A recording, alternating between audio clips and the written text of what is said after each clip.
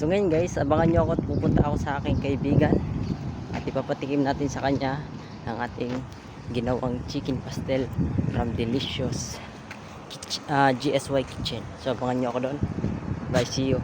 Ngayon guys, nandito na tayo sa ating kaklase.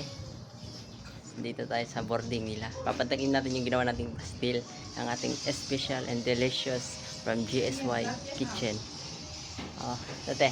Oy, may tikim with kanin, tignan Yes, natin kung kasi maganda kasi mang parisan sa kanin te. Kaya tignan mo mamaya yung lasa niya Sige sa nga. kanin. oh, wait. Kahit mag-vlog ka, kailangan may kanin. Oo. Hindi, ang maganda mo ay tikman mo muna yung pastel and then kung ano yung magiging lasa niya. Kailangan maganda naman kami dyan sa ano na yan. Maganda yan te. Oh, with kanin na to.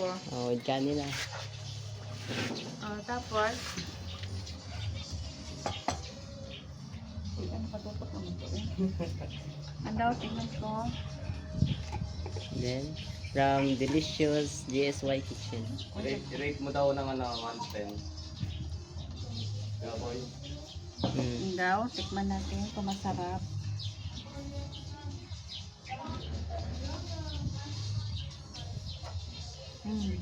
Sarap te. Okay. Okay, sana naman nakatitik naman sa akin yan eh. Grabe. Pero yan. tikman ko muna sa sawit kanin.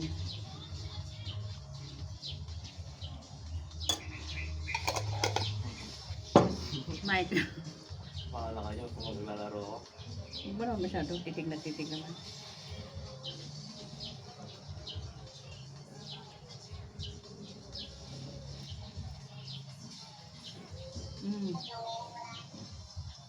Sarap. Ano wala sa te? Masarap siya pag may kanin, no?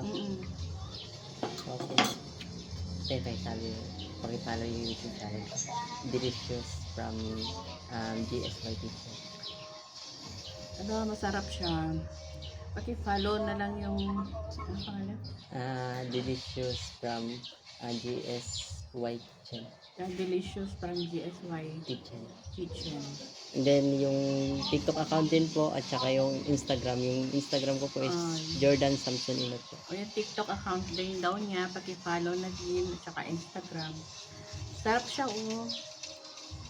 Masarap yan. Maraming salamat po sa panonood. Bye. Pili na kayo. Bye po.